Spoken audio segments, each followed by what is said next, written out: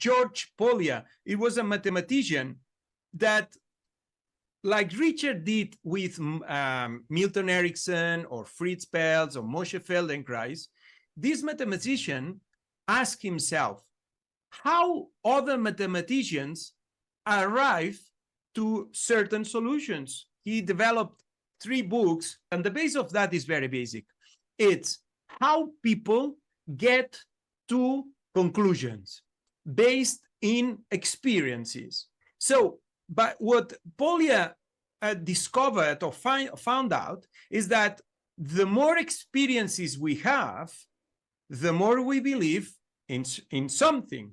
But that's a very obvious thing. What Polya also found is that sometimes one single experience, if I think that that cannot happen, but happens, then I believe even more in that.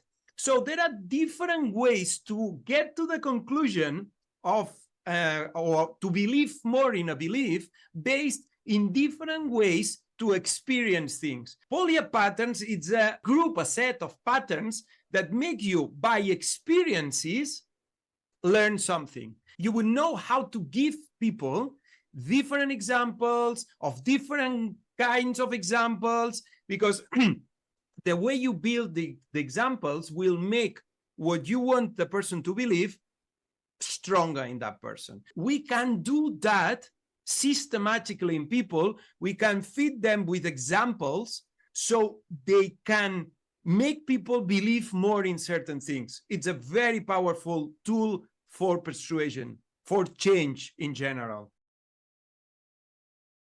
I think that what happened, first of all, is that it's going to blow his or her mind, because they are going to understand hypnotic language from a completely different point of view.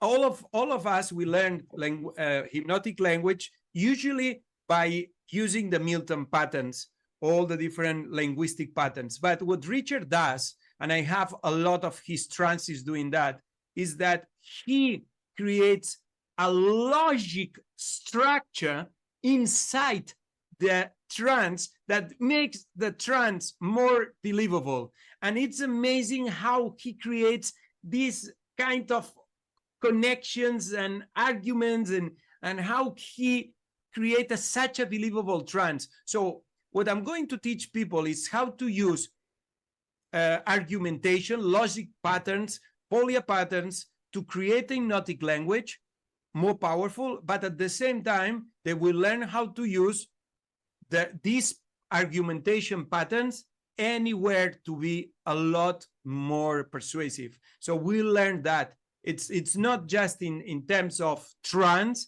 but it's hypnotic language anywhere or any occasion or for any person.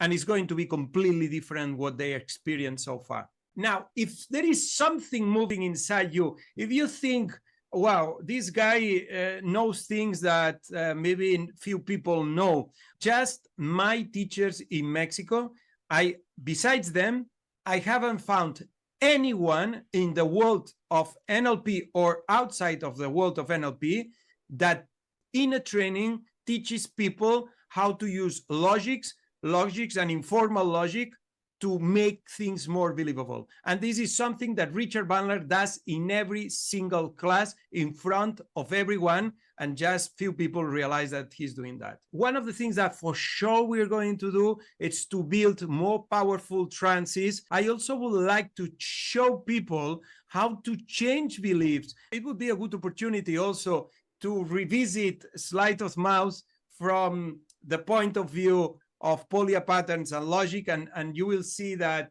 it will make even more sense. So we'll be doing change work, examples, changing beliefs, but of course we'll be also writing down trances that will pack with a lot of logic structures and to make them more believable for people so they can go into a deeper trance. If people from Japan just hire me to teach this, if trainers and master trainers of the society ask me to train them in this, it has to be something inside behind that it's interesting enough for all these people that might be interesting for you. Because if you haven't seen yet the importance of this, but other people have seen it already, this means that maybe you are missing something here. I would say that.